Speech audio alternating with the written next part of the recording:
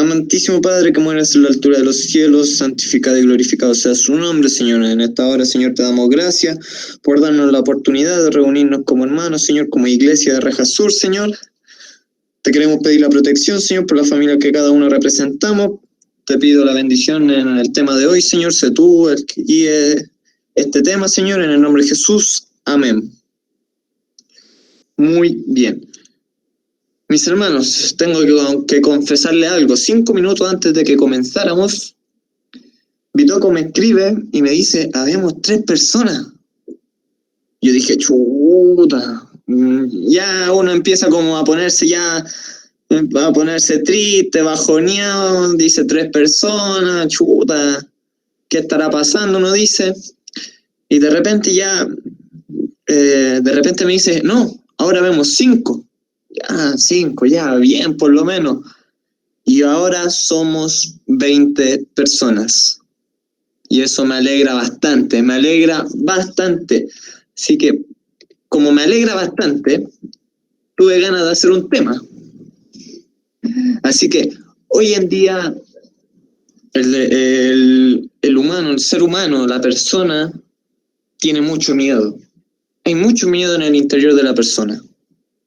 El mundo tiene miedo, y el miedo lo introdujo el diablo después de que la primera pareja pecara.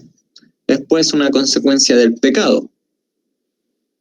Vemos cómo después del pecado de Adán y Eva tuvieron miedo de Dios y se escondieron. Ahora, si alguien me puede buscar en Génesis 3:10, Génesis capítulo 3, versículo 10, y lo pueda leer, se activa el micrófono y lo lee en voz alta. Génesis capítulo 3, versículo 10. Yo aquí también tengo mi Biblia.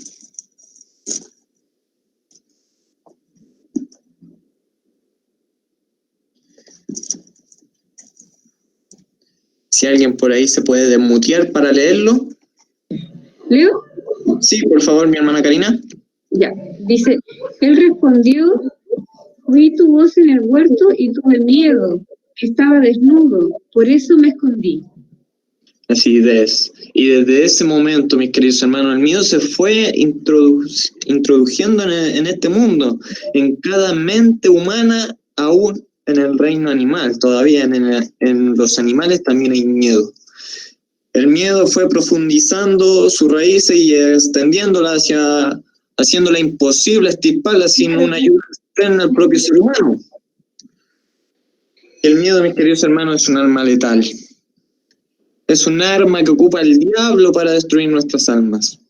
A cada niño, a cada joven, adulto y anciano. Contra esta arma no podemos pelear con nuestras propias fuerzas. No hay en el ser humano ningún recurso inherente a él mismo para hacer frente al miedo. José. El arma del miedo produce una inquietud, una inestabilidad, una inseguridad en cada uno de nosotros, una tristeza y un abatimiento que llega hasta la muerte.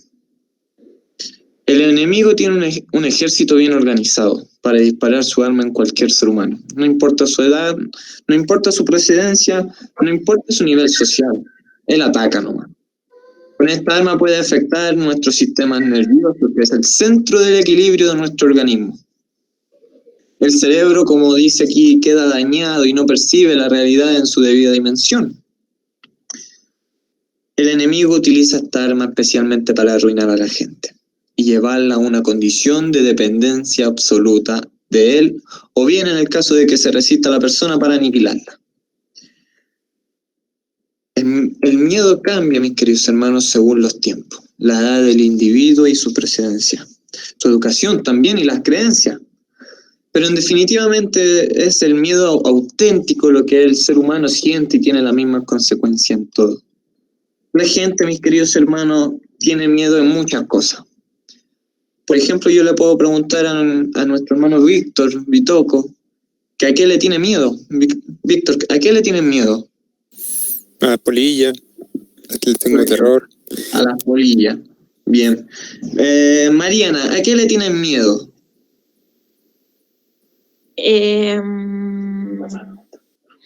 ¿A qué le tengo miedo? A Javier. No. Ay, no sé, un miedo, pero como las arañas. Sería como mi miedo más absurdo. Bien, sí, yo también le tengo miedo a la araña, te entiendo. Benjita, veo que tiene la mano levantada. Muy bien. ¿A qué le tiene miedo? A la oscuridad y estar solo con la luz apagada y la puerta cerrada en una pieza. Eso me mata. Ya, muy bien, a la oscuridad. El Luis, aquí lo veo, al Luisito. ¿A qué le tiene miedo? Se llama José. Ah, es que lo veo, lo tengo como Luis aquí. Ya, José, ¿a qué le tiene miedo? No lo escucho en realidad, no lo escucho.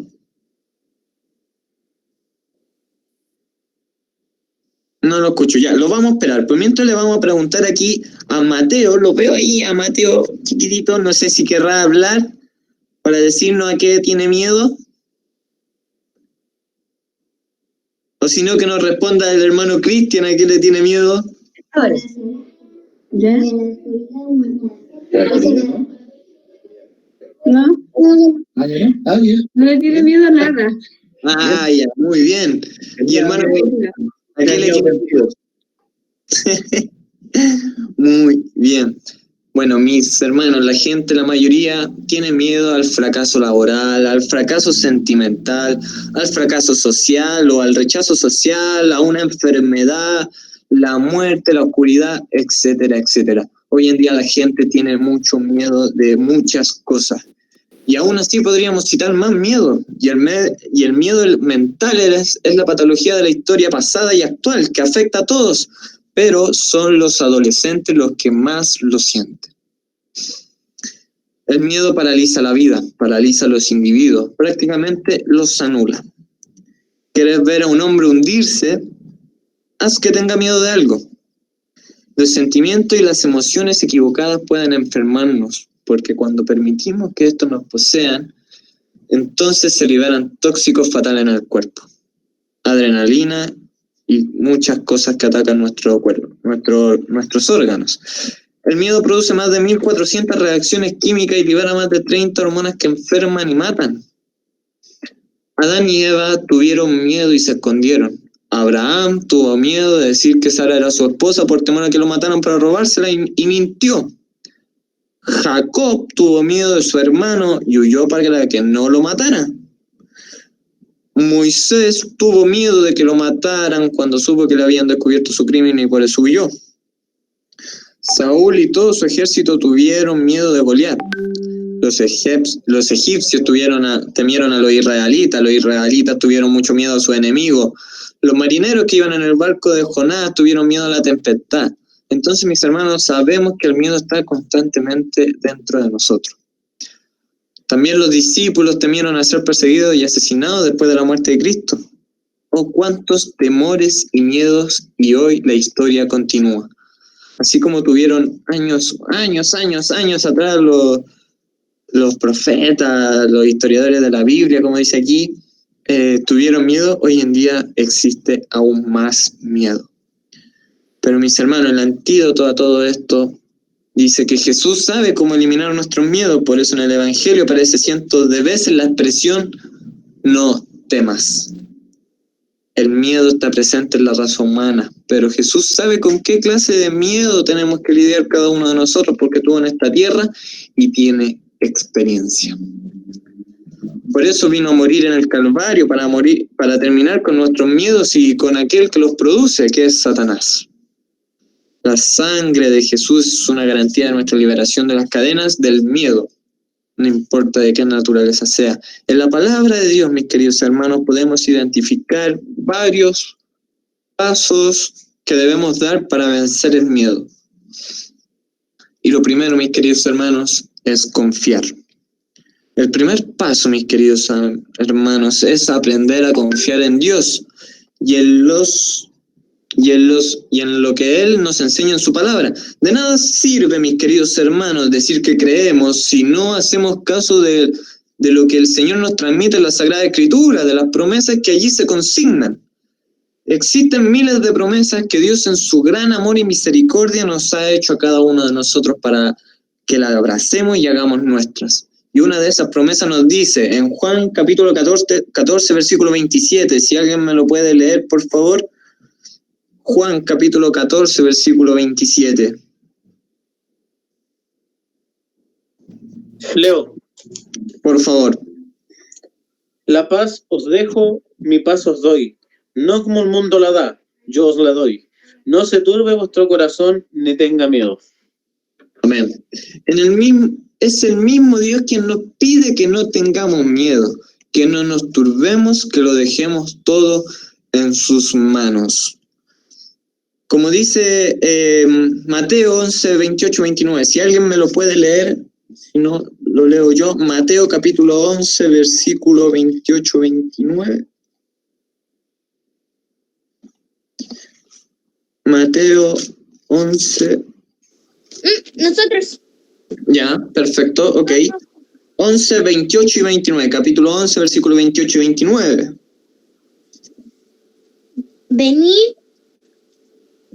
Venid a mí todos los que estéis trabajados y cargados, y yo os haré descansar. Llevad mi yugo sobre vosotros y aprended de mí, que soy manso y humilde de corazón. Hallaréis descanso para vuestras almas. Muchas gracias. Mis hermanos, ¿qué pensaría un padre responsable y amante de sus hijos si estos mostraran de confianza hacia su palabra? Como por ejemplo, si nuestro hermano Cristian de repente le dice a Mateo que crea en lo que él dice, pero Mateo dice, ¿sabes, papá? Yo no creo en lo que tú dices. ¿Cómo se sentiría el hermano Cristian? Se sentiría bajoneado, triste. Eso es algo que desgarraría su corazón. Mis queridos hermanos, no creer en la palabra del Señor nos coloca en un terreno en el cual no podemos hallar la paz, la seguridad y la tranquilidad de espíritu. Por eso, como primer paso, necesitamos aprender a confiar. Cuando más confiemos en el Señor, más le conoceremos y amaremos. Y más entenderemos que el control de todas las cosas de este mundo y aún de nuestra vida está en las manos de Dios, que hace lo mejor por quienes confían en Él. El que confía en el Señor vive tranquilo y aleja sus temores. Si alguien me puede buscar otro versículo, vamos a ocupar mucho la Biblia. Vamos a buscar en el versículo de Isaías, en el libro de Isaías, capítulo 41, versículo 10. Leo, no temas porque yo estoy contigo, no desmayes, porque yo soy tu Dios que te esfuerzo. Siempre te ayudaré, siempre te sustentaré con la diestra de mi justicia. Muchas gracias. Amén. Mis queridos hermanos, entonces el primer paso, como dijimos, que era confiar.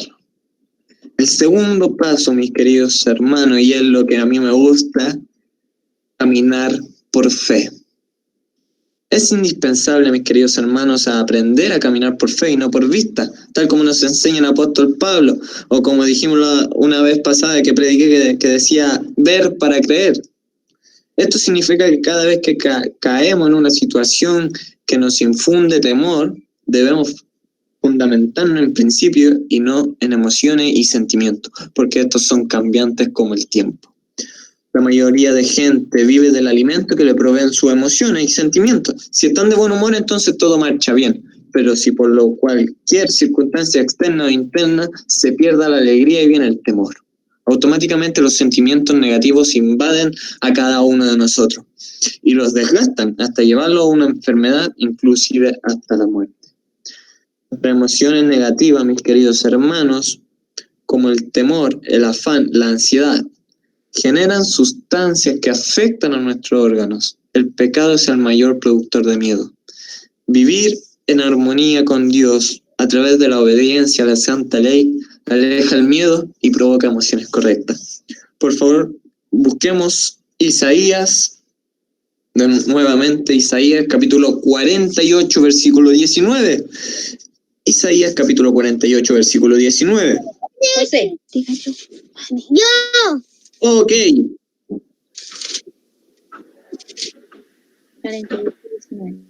19, vale. Fuera como la arena tus y los renuevos de tus entrañas. Como los granos de arena, nunca su nombre sería cortado ni raído de mi presencia. Amén. Muchas gracias. Las emociones, los sentimientos, mis queridos hermanos, no siempre son estables. Cualquier cosa como una enfermedad, un accidente, la pérdida del trabajo o una discusión nos roban la dicha y sumen en su estado negativo de miedo y depresión.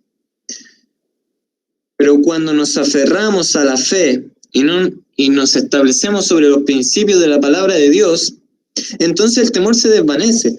Puede ser que nuestro corazón señale una dirección cada vez diferente, pero la fe siempre es estable.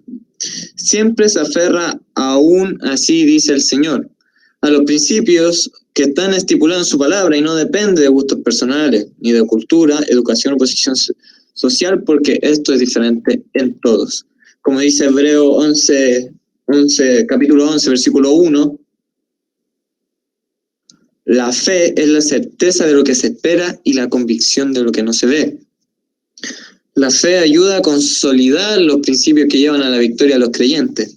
La fe no depende de estados anímicos o circunstancias externas. Se nutre y desarrolla a través del estudio de la palabra de Dios y la oración. Mientras los hombres de guerra de Israel temblaban de miedo frente al gigante Goliat, dejándose llevar por su emoción y sentimientos negativos, un jovencito sin experiencia en el campo de batalla tomó una onda, unas piedras y ejercitando la fe enfrentó a Goliat y lo venció.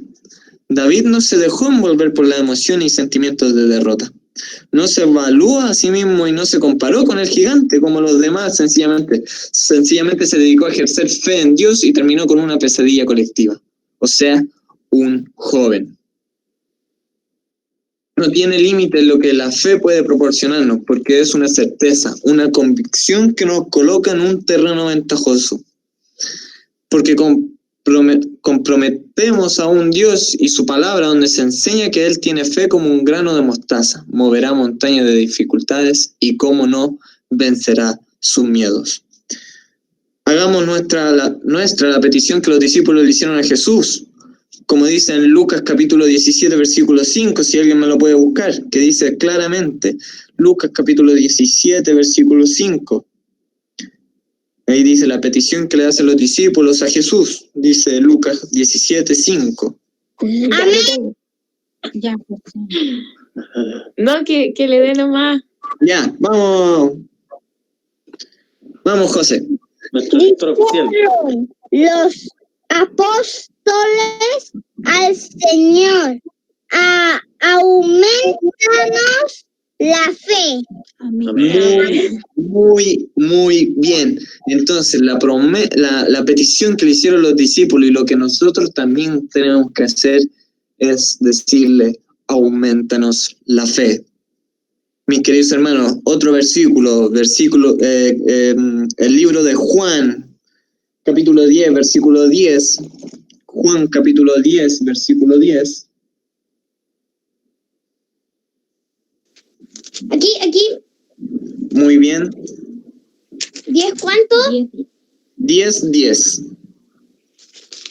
Bien.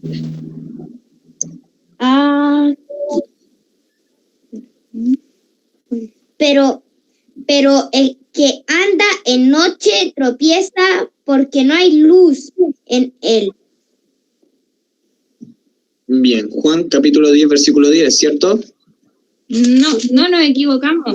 Perfecto, muchas gracias. Ahora sí. Ya, ahora sí.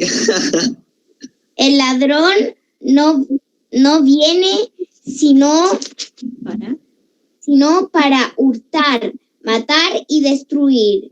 Yo he venido para que tengan vida y para que la tengan en abundancia. Muchas gracias. Ahí sí. Entonces, mis queridos hermanos, el segundo paso es caminar por la fe. Y el tercer paso, mis queridos hermanos, es olvidar el pasado. El pasado es para muchos como una cadena gruesa y pesada que le aprisiona en la cárcel del temor. No pueden dar un paso hacia adelante porque están siempre centrados en el pasado. El pasado les ahoga, les deprime, les asusta, es como un fantasma que les persigue. Es como una cosa que no te deja partir. Querer hacer algo y ves el pasado y quedas trancado. Dices, chuta, ¿cómo, si pasó esto en el pasado, ¿cómo será el futuro? Una cosa así. No, mis queridos hermanos, rompamos el pasado. Sabemos que puede venir algo mejor.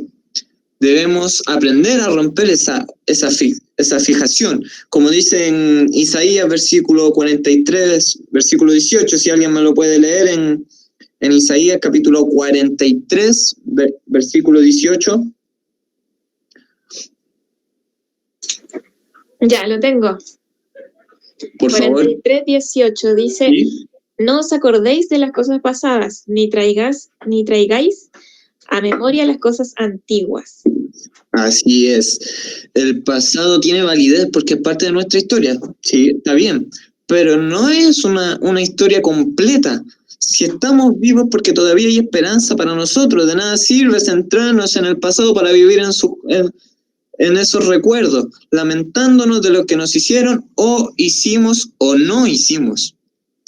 Es interesante notar que el 85% de los temores de las personas son por cuestiones que tuvieron lugar en el pasado. El pasado tiene que servirnos para algo. Si cometimos errores, es para que no lo cometamos más.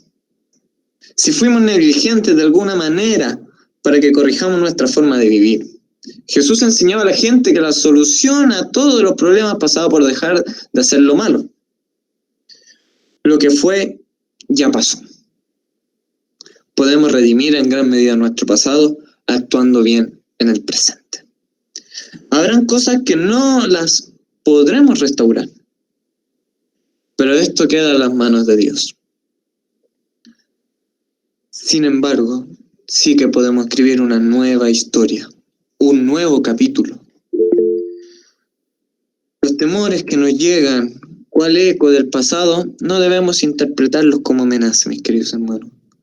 En el momento que los asumamos y aceptemos que lo que pasó, pasó y ya no puede cambiarse, entonces, mis queridos hermanos, lo percibiremos como enseñanza muy valiosa para no repetir el mismo error. Y aún más, mis queridos hermanos, podemos utilizar esa experiencia o experiencias como un factor pedagógico para enseñar a otros. Como dice Filipenses capítulo 4, 6 y 7, si alguien me lo puede buscar y lo pueda leer. Filipenses capítulo 4, versículos 6 y 7.